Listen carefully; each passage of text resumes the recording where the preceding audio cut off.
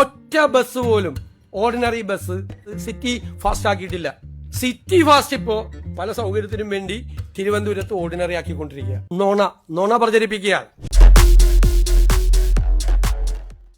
Hi, എല്ലാവർക്കും നമസ്കാരം. അപ്പോൾ കഴിഞ്ഞ കുറച്ച് ദിവസങ്ങളായിട്ട് UDF-നെയും മുഖ്യമന്ത്രിയെയും നിശ്ചിതമായി വിമർശിക്കുന്ന പ്രതിപക്ഷത്തിനെയും കുറച്ച് മാധ്യമപ്രവർത്തകരുടെ പൊള്ളത്തരങ്ങളെയും പൊളിച്ചടക്കി മുഖ്യമന്ത്രി നടത്തിയ കഴിഞ്ഞ ദിവസത്തെ അഭിമുഖം നമുക്കൊന്ന് കണ്ടു നോക്കാം. എന്തെല്ലാം കള്ളപ്രചരണം നടക്കുന്നത്. എന്താണ് തൂഫാൻ പരിപാടിക്ക് നേതൃത്വം കൊടുക്കുന്ന ആഭ്യന്തരമന്ത്രിയുടെ സ്റ്റാഫിൽ വീട്ടിൽ നിന്ന് കഞ്ചാവ് പിടിച്ച ഒരാളെ സ്റ്റാഫാക്കി. പച്ചക്കള്ളല്ലേ പ്രചരിപ്പിച്ചത്? അങ്ങനത്തെ ഒരാളെ സ്റ്റാഫിനെ വെച്ചിട്ടില്ല, ഇപ്പോഴും വെച്ചിട്ടില്ല, അതിനു മുമ്പും വെച്ചിട്ടില്ല, ഒരു സമയത്തും വെച്ചിട്ടില്ല. ഞാനും ആഭ്യന്തരമന്ത്രിയും കൂടി ഇരുന്ന് ചിരിക്കുക. കാരണം അദ്ദേഹം തരുന്ന പ്രപ്പോസല് ഞാൻ അപ്രൂവ് ചെയ്ത് കൊടുത്തിട്ടാണ് അദ്ദേഹത്തിന്റെ സ്റ്റാഫ് വന്നത്. അങ്ങനെ ഒരു പ്രപ്പോസൽ അദ്ദേഹം തന്നിട്ടുമില്ല, ഞങ്ങൾ അപ്രൂവ് ചെയ്തിട്ടില്ല. ഇല്ലാത്ത കഥ. എന്നിട്ട് കുറെ മാധ്യമങ്ങൾ അത് ഏറ്റുപിടിക്കുക. അപ്പോൾ മുഖ്യമന്ത്രി ആദ്യം തന്നെ പറയുന്ന ഒരു കാര്യം, 1/2 ഡസൻ കള്ളങ്ങളാണ് മുഖ്യമന്ത്രിക്കെതിരെ കഴിഞ്ഞ കുറേ ദിവസങ്ങളായി പടച്ചു വിട്ടിരിക്കുന്നതെന്ന്. അതിൽ ഒന്നാമത്തെ കള്ളത്തരം, കാരണം ഇപ്പോഴത്തെ സർക്കാർ കയറി കാണിച്ചിരിക്കുന്ന വൃത്തികേടുകളെ കുറിച്ച് നിശിതമായി മാധ്യമങ്ങളിലും പ്രതിപക്ഷവും ഉന്നയിക്കുന്ന ആരോപണങ്ങൾക്ക് മറുപടിയായി ആദ്യത്തെ ആരോപണത്തിന്റെ ഉൾവശം മുഖ്യമന്ത്രി വിശദീകരിക്കുന്നു. അതായത് തുഫാന്റെ നേതൃത്വം നൽകുന്ന രമേശ് ചെന്നിത്തലയുടെ പേഴ്സണൽ സ്റ്റാഫിലെ അംഗം കഞ്ചാവ് കേസിലെ പ്രതിയാണെന്ന് കഴിഞ്ഞ ദിവസങ്ങളിലൊക്കെ വാർത്തയും ആരോപണവും ഉണ്ടായിരുന്നു. അതിനെതിരെയാണ് മുഖ്യമന്ത്രിയുടെ ആദ്യത്തെ വെട്ട്. അതോടുകൂടി ആ പരിപ്പ് വേവാതെയായി. ഇനിയും അടുത്തത് നമുക്കൊന്ന് കാണാം. പിന്നെ KSRTC-യിൽ ചരിത്രപരമായ വിപ്ലവകരമായ ഒരു പരിപാടി സൗജന്യയാത്ര നടപ്പാക്കി. ആ സൗജന്യയാത്ര നടപ്പാക്കിയപ്പോൾ സിറ്റി ബസ് ഓർഡിനറി ബസ്സല്ല സിറ്റി ബസ്സാക്കി മാറ്റിയെന്നും പറഞ്ഞു വ്യാജ പ്രചരണം നടത്തി. ഒറ്റ ബസ് പോലും ഓർഡിനറി ബസ് സിറ്റി ഫാസ്റ്റ് ആക്കിയിട്ടില്ല. സിറ്റി ഫാസ്റ്റ് ഇപ്പോ പല സൗകര്യത്തിനും വേണ്ടി തിരുവനന്തപുരത്ത് ഓർഡിനറി ആക്കിക്കൊണ്ടിരിക്കുക. ഇന്നലെ കണക്ക് വന്നല്ലോ, എത്ര ലക്ഷം പേരാണ് അതിൽ യാത്ര ചെയ്തതെന്ന്. ആവേശഭരിതരായി കൂടുതൽ ചെയ്ത് ഇന്നലത്തെക്കാളും കൂടുതൽ ആളുകളല്ലേ ഇന്ന് യാത്ര ചെയ്തത്. നോണ പ്രചരിപ്പിക്കുകയാണ്. അപ്പോൾ ജനങ്ങൾ അറിയേണ്ട കാര്യം ഈ ആരോപണമാണ്. കാരണം കഴിഞ്ഞ 2-3 ദിവസമായി ഗവൺമെന്റ് സ്ത്രീകൾക്കായി പുതിയ KSRTC ബസ് നിരത്തിലിറക്കിയതിനെ സംബന്ധിച്ച് ധാരാളം ആൾക്കാർ നല്ല കമന്റ് ഇടുമ്പോഴും രാവിലെ സ്റ്റാർട്ട് ചെയ്തപ്പോൾ തന്നെ കുറച്ച് മാധ്യമ പ്രവർത്തകർ കഴിഞ്ഞ രാത്രികൾ കൊണ്ട് കേരളത്തിലോടുന്ന ഏകദേശം പകുതിയിൽ കൂടുതൽ ഓർഡിനറി ബസ്സുകളും സിറ്റി ബസ്സുകളായി ബോർഡ് മാറ്റി വെച്ചു എന്ന് പറഞ്ഞു. തന്നെയുമല്ല, അതിന് തെളിവായിട്ട് കുറെ ചില ചാനലുകാര് ക്യാമറയുമായിട്ട് നോക്കൂ ഇത് ഇന്നലെ വരെ ഓർഡിനറി ആയിരുന്നു, ഇന്ന് സിറ്റി ബസ് എന്ന് ആക്കി സ്റ്റിക്കർ ഒട്ടിച്ചിരിക്കുന്നത് കണ്ടോ എന്ന് പറഞ്ഞ് രാവിലെ മുതൽ നിരന്തരം ന്യൂസ് കൊടുത്തുകൊണ്ടിരുന്നത് നിങ്ങളെല്ലാവരും കണ്ടതാണല്ലോ.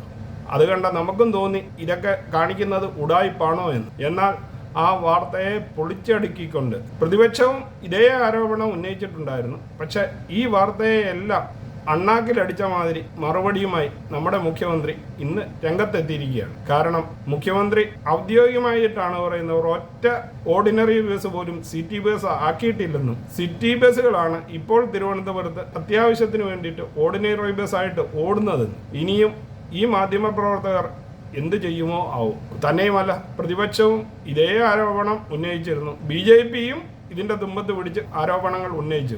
ഏതായാലും ഒരു കാര്യം പറയാം, നല്ലൊരു കാര്യം ചെയ്യാൻ പോകുമ്പോൾ അതിന് എങ്ങനെ പാര വെക്കണമെന്ന് ഉദ്ദേശിക്കുന്ന പ്രതിപക്ഷത്തിനെ നമുക്ക് സമ്മതിക്കാം. പക്ഷേ ഈ മാധ്യമ പ്രവർത്തനത്തിന് എന്ത് ജേർണലിസം എന്ന് പേരിട്ട് വിളിക്കുമോ ആവും. കാരണം 2-3 ചാനലുകളിൽ സ്ഥിരമായിട്ട് ഇങ്ങനെയുള്ള വാർത്തകൾ പടച്ചുവിടുന്നത് കാണുമ്പോൾ സത്യം പറഞ്ഞു കഴിഞ്ഞാൽ ഇതാണോ ജേർണലിസം എന്ന് സംശയം തന്നെയാണ്. നമ്മൾ കണ്ട ജേർണലിസം ഇതാണ് എന്ന് പണ്ട് ഏതോ സിനിമയ്ക്കകത്ത് പറയുന്ന മാതിരി ആണെന്ന് തോന്നിപ്പോകുന്നു. ഇനിയും മൂന്നാമത്തെ കള്ളത്തരത്തിന്റെ ഉത്തരം മുഖ്യമന്ത്രി നൽകുന്നു. അതൊന്ന് കാണാം. പിന്നെ വേറൊരു വാർത്ത, ഈ സഹകരണ സ്ഥാപനങ്ങളിലെ മുഴുവൻ ഫീസ് കൂട്ടി UDF സർക്കാർ വന്ന ഉടനെ തന്നെ വ്യാപകമായ പ്രചരണമാണ്. ഫെബ്രുവരിയിൽ കഴിഞ്ഞ സർക്കാരാണ് കൂട്ടിയത്. എഴുതി വെച്ചോ, കഴിഞ്ഞ സർക്കാരാണ് കൂട്ടിയത് ഫെബ്രുവരിയിൽ. ഞങ്ങളല്ല കൂട്ടിയത്. ഞങ്ങൾ അധികാരത്തിൽ വന്നതിന് ശേഷം 1 രൂപ കൂട്ടിയിട്ടില്ല. മൂന്നാമത്തെ കള്ളപ്രചരണത്തെ കുറിച്ചുള്ള പൊളിച്ചെടുക്കാണ് മുഖ്യമന്ത്രി ഈ നടത്തുന്നത്. സഹകരണ സ്ഥാപനങ്ങളിലെ ഫീസ് വർദ്ധിപ്പിച്ചു എന്ന് പറഞ്ഞ് പല ന്യൂസുകളും പല ചാനലുകളിലും പ്രത്യക്ഷപ്പെട്ടിട്ടുണ്ടായിരുന്നു. അപ്പോൾ അതിന്റെ സത്യാവസ്ഥയാണ് മുഖ്യമന്ത്രി ഈ പറഞ്ഞിരിക്കുന്നത്. കഴിഞ്ഞ ഫെബ്രുവരി മാസം മുൻ ഗവൺമെന്റ് കൂട്ടിയതിനെയാണ് ഇപ്പോൾ VD സതീശൻ കൂട്ടിയെന്ന് പറഞ്ഞ് രംഗത്ത് വന്നിരിക്കുന്നത്. ഇതിന്റെ കള്ളപ്രചരണവും പൊളിച്ചിരിക്കുകയാണ്. ഇനി നാലാമത്തെ മുഖ്യമന്ത്രിക്കെതിരായുള്ള വിമർശനം നമുക്കൊന്ന് പൊളിച്ചെടുക്കുന്നത് കാണാം. ഇടുക്കിയിൽ ഒരു ഇക്കോളജിക്കൽ സോൺ പ്രഖ്യാപിച്ചു, പരിസ്ഥിതി ലോല മേഖല പ്രഖ്യാപിച്ചു. ഉടനെ ഇടുക്കി CPM ജില്ലാ സെക്രട്ടറി ഉൾപ്പെടെയുള്ള നേതാക്കൾ പറയാണ്, VD സതീശന്റെ നേതൃത്വത്തിലുള്ള സർക്കാർ വന്ന ഉടനെ ഇടുക്കിയിൽ പരിസ്ഥിതി ലോല മേഖല പ്രഖ്യാപിച്ചു. ഈ ഗവൺമെന്റ് ഒരു കത്തടപാട് കേന്ദ്ര ഗവൺമെന്റായി നടത്തിയിട്ടില്ല. ഇതെല്ലാം നടത്തിയത് ആരാ? പുതുക്കിയ ഇക്കോ സെൻസിറ്റീവ് സോൺ പ്രപ്പോസൽ കേന്ദ്ര സർക്കാരിന് 13/10/2025 സമർപ്പിച്ചിരുന്നു. ഞങ്ങള് 18/5 അധികാരത്തിൽ വന്ന ഞങ്ങളുടെ ഗവൺമെന്റ് കേന്ദ്ര ഗവൺമെന്റുമായി ഒരു കത്തിടപാട് നടത്തിയിട്ടില്ല. എന്നിട്ട് പത്രസമ്മേളനം നടത്തി പറയാണ് ഞാൻ മുഖ്യമന്ത്രിയായപ്പോഴാണ് ഇത് സംഭവിച്ചത്. നുണപ്രചരണങ്ങളാണ് ഈ. ഞങ്ങൾ ഒരു മാസം തികഞ്ഞിട്ടില്ല. അപ്പോൾ ഇടുക്കിയെ പരിസ്ഥിതി ലോല മേഖലയായിട്ട് പ്രഖ്യാപിച്ചത് സതീശൻ സർക്കാർ വന്നപ്പോൾ BJPയുമായിട്ട് ആലോചിച്ചാണ് എന്ന കഴിഞ്ഞ ദിവസത്തെ പ്രചരണങ്ങൾക്ക് മറുപടിയായിട്ടാണ് മുഖ്യമന്ത്രി പറയുന്നത്. ഇത് തെളിവ് സഹിതമാണ് പറയുന്നത്. ആരോ എവിടെയോ പറഞ്ഞതല്ല, ഇടുക്കി MLA ഉൾപ്പെടെ പറഞ്ഞു എന്ന് പറഞ്ഞുകൊണ്ട് VD സതീശൻ ഈ പറയുന്ന ഡയലോഗുകൾക്ക് പ്രതിപക്ഷം എന്തു മറുപടി പറയാനാണ് ആവോ എന്തോ. എന്തുവേലും പണ്ടുള്ള ഗവൺമെന്റുകൾ വിളിച്ചു പറയുമ്പോൾ മറുപടി പറയാൻ ആളില്ലാത്ത ഒരു അവസ്ഥയല്ല ഇന്നത്തെ കേരള സർക്കാരിൻ്റെതെന്ന് ഇനിയെങ്കിലും പ്രതിപക്ഷവും റിപ്പോർട്ടർമാരും മനസ്സിലാക്കിയാൽ നന്ന്. കാരണം പരിസ്ഥിതി ലോല മേഖലയായിട്ട് പ്രഖ്യാപിക്കാനുള്ള പേപ്പർ കൊടുത്തിരിക്കുന്നത് 2025 ഒക്ടോബർ മാസമാണ് എന്നാണ് മുഖ്യമന്ത്രി തെളിവ് സഹിതം എടുത്തു പറയുന്നത്. പക്ഷേ കഴിഞ്ഞ മാസം അധികാരത്തിലേറിയ UDF സർക്കാരാണ് അതിന് ഉത്തരവാദി എന്ന് പറഞ്ഞാണ് പ്രചരണം നടക്കുന്നതെന്നാണ് ഇപ്പോൾ മുഖ്യമന്ത്രി ഇതിന് അടിവരയിട്ട് പറഞ്ഞിരിക്കുന്നത്. ഇനിയും 5ാമത്തെ കള്ളം നമുക്കൊന്ന് കേട്ടു നോക്കാം. റേഷൻ വിതരണം മുഴുവൻ സ്തംഭിച്ചു. എവിടെ റേഷൻ വിതരണം സ്തംഭിച്ചത്? ഒരു സ്റ്റാറ്റ്യൂട്ടറി റേഷന്റെ 1 ഗ്രാം അരി ഒരു സ്ഥലത്തും കുറച്ചു കൊടുത്തിട്ടില്ല.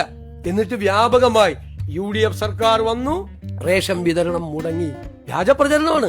ഏതായാലും മുഖ്യൻ നമ്മൾ പോലും കാണാത്ത ചെറിയ വാർത്തകൾ പോലും എല്ലാ ദിവസവും ശ്രദ്ധിക്കുന്നു എന്നുള്ളതിനുള്ള ഏറ്റവും വലിയ തെളിവാണ് ഇപ്പോൾ മുഖ്യമന്ത്രി പറയുന്ന ഓരോ ചെറിയ കാര്യങ്ങളും ആരോപണങ്ങളായിട്ട് മാധ്യമങ്ങളിൽ പ്രത്യക്ഷപ്പെടുന്നത് അദ്ദേഹം ശ്രദ്ധിക്കുന്നത്. അതിനുദാഹരണമാണ് റേഷൻ വിതരണത്തിന് മുടക്കമില്ലാതിരുന്നത്. UDF സർക്കാർ അധികാരത്തിൽ വന്നപ്പോൾ റേഷൻ വിതരണം സ്തംഭിച്ചു എന്ന വാർത്തയ്ക്ക് മറുപടിയാണ് മുഖ്യമന്ത്രി ഈ പറഞ്ഞേക്കുന്നത്. ഒരാൾക്ക് പോലും റേഷൻ വിതരണം നിർത്തിയിട്ടില്ലെന്നും അത് നിങ്ങൾ ചെക്ക് ചെയ്തുകൊള്ളുവാനുമാണ് മുഖ്യമന്ത്രി പറഞ്ഞിരിക്കുന്നത്. അങ്ങനെ നമുക്ക് 6ാമത്തെ കള്ളത്തിലേക്ക് കടക്കാം. ഈ കള്ളങ്ങളൊക്കെ പറഞ്ഞ് പ്രതിച്ഛായ തകർക്കാൻ നോക്കുന്ന ഇവർ മണ്ടന്മാരാകുന്നതല്ലാതെ വേറെ എന്താണ് സംഭവിക്കുന്നത്? തീരദേശ സംരക്ഷണത്തിന് പിൻവലിച്ചുകൊണ്ടുള്ള ഒരു വാർത്തയ്ക്ക് മറുപടിയാണ് മുഖ്യമന്ത്രി ഈ പറയുന്നത്. ഇതോടെ നമുക്കൊന്ന് കാണാം. അത് വേറൊരു വാർത്ത. ഞങ്ങളൊരു തീരുമാനം എടുത്തിട്ടില്ലല്ലോ അതില്. അതിനു മുമ്പ് സ്ത്രീ സുരക്ഷാ പദ്ധതി പിൻവലിച്ചെന്നും പറഞ്ഞ് വ്യാപകമായ വാർത്ത ഒന്നല്ല, വ്യാപകമായ വാർത്ത. ആരാണ് ഈ വാർത്ത ചമയ്ക്കുന്നത്? അപ്പോൾ അതിനുള്ള ഉത്തരവ് നിങ്ങൾ കേട്ടല്ലോ. അങ്ങനെ ഒരു പരിപാടി ആലോചിച്ചിട്ടുണ്ട് എന്ന് മാത്രമാണ് മുഖ്യമന്ത്രി പറഞ്ഞിരിക്കുന്നത്. അല്ലാതെ സംരക്ഷണമൊന്നും പിൻവലിച്ചിട്ടില്ലെന്നും നിങ്ങൾ ചെക്ക് ചെയ്ത് കൊള്ളുവാനുമാണ് മുഖ്യമന്ത്രി പറയുന്നത്. ഒരു കാര്യം അവർ മനസ്സിലാക്കിക്കൊള്ളണം. ഇതുപോലെ കഴിഞ്ഞ 1-2 വർഷം വ്യാപകമായി കള്ളപ്രചരണം നടത്തിയാണ് PRDയുടെ കൂടി സഹായത്തോടു കൂടി. ഇരുണ്ട കാലം എന്നുള്ള ഒരു ഇതുണ്ടായിരുന്നു. അത് PRDയുടെ സഹായത്തിലാണ് ചെയ്തത്. എനിക്കെതിരായിട്ടുള്ള വ്യാപകമായ പ്രചരണം നടത്തിയത് PRDയിലെ ഉദ്യോഗസ്ഥർ കൂടി പങ്കെടുത്തുകൊണ്ടാണ്. സർക്കാർ ചെലവിലാണ് പ്രതിപക്ഷത്തിനെതിരായി അന്ന് വ്യാപകമായ രീതിയിൽ പ്രചരണം നടത്തിയത്. അതെല്ലാം ജനങ്ങള് ചവറ്റുകൊട്ടയിൽ എറിഞ്ഞിട്ടാണ് ഞങ്ങളെ അധികാരത്തിൽ കൊണ്ടുവന്നത്. ഞങ്ങൾ അധികാരത്തിൽ വന്ന് ഇരുന്ന് തുടങ്ങുന്നതിന് മുമ്പെയുള്ള വ്യാജമായ പ്രചരണങ്ങളുടെ 1/2 ഡസൻ വ്യാജ പ്രചരണങ്ങളുടെ കാര്യമാണ് ഞാനിപ്പോ വിശദീകരിച്ചത്. മുഖ്യമന്ത്രി പറഞ്ഞു വരുന്നത് നിങ്ങൾ കേട്ടല്ലോ. കഴിഞ്ഞ ഗവൺമെന്റ് ഉണ്ടായിരുന്ന കാലത്ത് പ്രതിപക്ഷത്തിനെതിരെ വ്യാജ പ്രചരണം PRDയുടെ സഹായത്തോടു കൂടിയാണ് ചെയ്തിരുന്നതെന്നും അത് ഗവൺമെന്റ് കാശ് മുടക്കി ചെയ്തതാണെന്നും അതെല്ലാം കണ്ട് സഹിച്ച ജനം എല്ലാം കൂടെ എടുത്ത് ചവിട്ടുകുട്ടയിലിട്ടെന്നും ഇപ്പോൾ താങ്കൾ ഭരണപക്ഷത്ത് വന്ന് 1 മാസം തികയുന്നതിന് മുമ്പ് 100 കണക്കിന് കുറ്റങ്ങൾ, അതിന് 1 ഡസൻ കുറ്റം മുഖ്യമന്ത്രി ഈ ആഴ്ചയിൽ ഇപ്പോൾ നിങ്ങളുടെ മുന്നിൽ പൊളിച്ചടുക്കിയതേ ഉള്ളൂ. ഇങ്ങനെ പ്രചരിപ്പിച്ചതുകൊണ്ട് ഇവർക്ക് എന്ത് നേട്ടം എന്നുള്ളത് ഒന്നാമത്തെ കാര്യം. മിണ്ടാൻ അറിയാത്ത മുഖ്യമന്ത്രി ആയിരുന്നു എങ്കിൽ ഒരു പക്ഷേ ഇതൊക്കെ ജനങ്ങൾ വിശ്വസിച്ചു പോയിന്. ഇത് ഒരു ചെറിയ കാര്യം വരെ മുഖ്യമന്ത്രി എടുത്തിട്ട് അലക്കുകയാണ് പ്രതിപക്ഷത്തിന്. ഇവര് വാ തുറന്നു കഴിഞ്ഞാൽ പിന്നെ മുഖ്യമന്ത്രിയുടെ ഒരു യുദ്ധമാണ് തിരിച്ച്. ഇവർ പോകുന്ന വഴിക്ക് പുല്ലുപോലും കിളുക്കില്ല എന്നുള്ള അവസ്ഥയിലേക്ക് കാര്യങ്ങൾ നീങ്ങിയിരിക്കുകയാണ്. പ്രതിപക്ഷം എന്ത് പറഞ്ഞു കഴിഞ്ഞാലും അതിന് വ്യക്തവും തെളിവ് സഹിത മറുപടിയുമായാണ് മുഖ്യമന്ത്രി വാർത്താ സമ്മേളനത്തിൽ പങ്കെടുത്ത് വിശദീകരിക്കുന്നത്.